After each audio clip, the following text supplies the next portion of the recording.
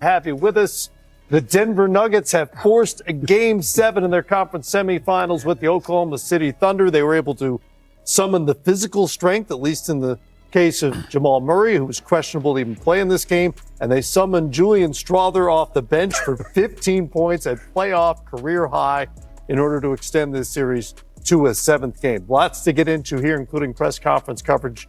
We hear from both coaches, some of the stars from the game as well. But first, let's get your impressions of what we saw tonight from the Nuggets. How did they keep this series going? I thought, the way Jokic played Game 5, he came out here in Game 6, and, before he was struggling.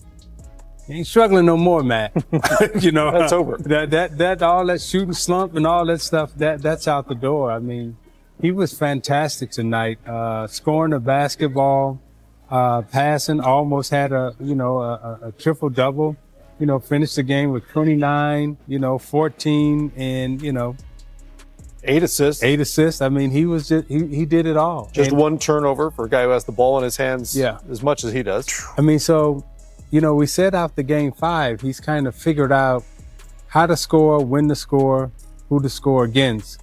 And tonight he was just able to pick his spots, and before you know it, he's got a stat line and you're like, wow, I didn't realize he did all that again. So I think, OKC's got a problem. They got to figure out how to stop this guy because you had him kind of bottled up. Now, he's out and he ain't getting ready to stop. No. So you got to figure out your whole game plan now. Game 7 is, what are you going to do about the Joker? Because he's coming. Well, no one's really figured out that guy. Tonight, They couldn't really figure out Jamal Murray. Again, questionable with an illness before this game. He was apparently a game-time decision. Comes up with 25 points. He was a plus 28. Best for any player on the floor in this game, as it turned out. Zeke predicted it before the game. These sick games sometimes, turn out well for the team with the sick guy. Man, he came out and he hit him with my stomach hurts. He took that floating and absolutely put the barbecue chicken on him. Their attitude, and I said this at the beginning, their attitude and confidence at the beginning of this game was second to none. They came out, established pace. They did not get shook by anything that OKC was doing. I thought OKC at the beginning of the game wasn't really focused on what they wanted to attack. They took the shots that Denver was willing to live with. Right. And you want to know one thing that I noticed, and we'll talk about this if, whatever section that is. You want to know why Jokic can play 40 minutes and why he's chilled out now? Because they can be in that zone. Yeah. He's not really guarding nobody no more. He's only having to play offense. Yeah. If you really watch him, he's chilling half the time. On defense, he's getting a break. Now, obviously, is he tired? He's moving around. But in that zone, he's not in the action. Yeah. Neither is Michael Porter Jr. Neither is Jamal Murray. They might be in one little action. But if you got all these guys that couldn't kick that thing in the ocean, you're chilling. And you rebound, and then you get to go play offense. And you know what? Today, as we watched, I think if we watched the film, only twice did two big men ever come over and they moved Hartenstein. They either got Chet on Jokic, and that way he scored on him. He's hitting him with this all game. They didn't know. Listen, they didn't know left, right, up, down. Put that weight on him. Put the weight on him. Nobody wanted no piece of that. And I thought, this is a bad. Every loss is bad in the playoffs. This is a bad loss for OKC because what are you going to do now? Because you got to fight a lot of what ifs. Is Jalen Williams going to show up? What lineups can I play? Are we going to make shots? How are we going to stop Jokic? Oh, man, now they can go to another guy on the bench where Aaron Gordon had a bad game, but what's he going to – you just gave him 2 more days of rest. Yeah. You gave Jamal Murray 2 more days of rest, Jokic 2 days of rest, and now how do we have confidence? Now we don't have confidence in what our game plan is versus the most unstoppable right now. So well, you just addressed several of those. Posed several of the questions they have to face.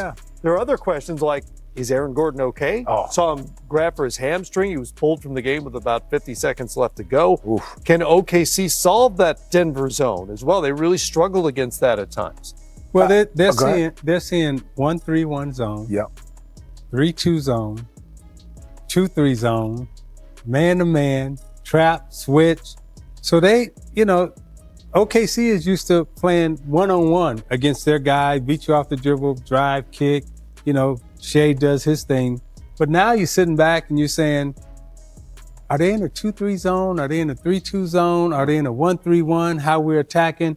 Okay, game 7 now, when you talk about preparation, you want your players prepared. You want them understanding what they're facing, how to attack it, when we're attacking it, what to do. OKC right now, they're on their heels because they're seeing a lot of things, and I'm gonna keep saying this. Then after all of that, you got to figure out, what are we gonna do about the Joker? Because he's out of the box. He's out of the box. Here's one thing that just jumped out at the page. When you're in a zone, you know what that makes you do? You have to rely on three-point shooting, Yes. or you have to rely on the pass. When you have to rely on the pass or three-point shooting, what does that do? It keeps you off the free throw line. Yep. So Denver had 32 free throws, right? Yes. Sorry, I don't have my glasses.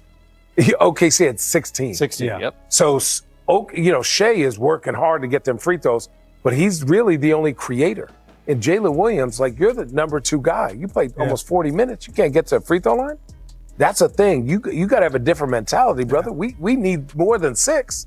Are they playing against Jim Boeheim and Syracuse? But the thing is, it has them so Syracuse zone? shook Yeah. that they are not doing what you have to do. And maybe it's film, maybe it's youthfulness, but you can't settle a game with 16 and give up 32 free throws because that means they put that body on you, you're fouling. Think about the dumb fouls that they had today where you were like, for what? Yeah. Right? For what? And then Shea gets 4. Now he really ain't playing That defense. was a huge storyline in this Huge. game. Yeah. as well. Oh, yeah. We can delve deeper into a lot of this, including the OKC offense, which got really stagnant at times. It's a lot of dribbling and one-on-one leading to nothing. Yeah, it was gross. Here's Denver head coach David Adelman. Go ahead. David, I'll start with Julian. The run at the end of obviously huge in terms of getting you guys some separation. How important was it to have someone kind of lower down on the bench, I guess, step up in those moments? Yeah, and I think Julian's going to get credit for scoring 15 points. I thought he held water defensively, too. That was a big deal. You want to keep an offensive player out there, but they have to be able to handle their own on the other end, and he did.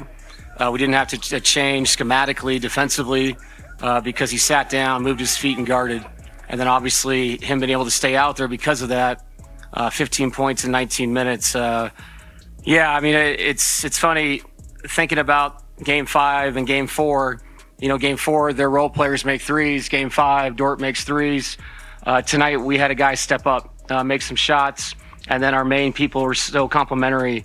And obviously in the fourth quarter, to win that quarter after what's happened the last 2 games, says a lot about our guys and the fact that they can bounce back from anything. And I keep saying that. So, I don't know. We just keep finding a way. We'll go play another Game 7. Coach, another game where you have an 8-point lead going to the fourth quarter, Yep. and this time, and you talked pregame about getting time to rest Jamal, and you did rest Jokic as opposed to last game. Can you just take us through the thought process of why you sort of changed things up and how that worked for you? Well, it's going to be one or the other. Like I said, last game I kind of kicked myself for not taking one of them out, and Nikola seemed body language-wise like he wanted to sit for a second. The beautiful thing was I had 4 timeouts again. I know it didn't work out last game, but that does let you control your substitutions. And those guys held water, to start that quarter. So this was an incredible team win. Small thing, I know Michael's been struggling. Mike made it 2 early threes. It kind of loosens up the floor a little bit. It allows you to play in space much easier for Jamal and Nikola. And then obviously Julian in the second half. So you had 2 guys make impactful threes where you're allowed to play the way we want to play offensively. And outside of the end where we turned it over, I thought we took care of it pretty well throughout. What did you see from your guys backs against the wall, facing elimination, 2 heartbreaking losses to be able to come out and get a pretty dominant win today and force a Game 7? Same thing I always see.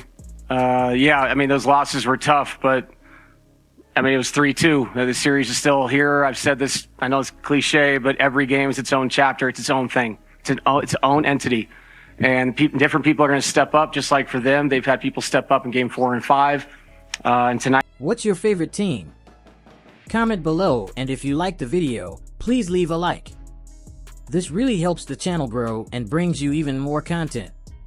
Oh, and if you're not subscribed yet, what are you waiting for? Click the subscribe button and activate the bell to receive all notifications. With each game, we noticed that the NBA is getting more competitive every day, and all the teams are looking for reinforcements to win the championship. And only here can you follow your favorite team daily with incredible content from different sources. Here on the channel, there are new videos every day with analysis, curiosities, and the best moments in basketball. That's it for today, folks. Thanks for following along.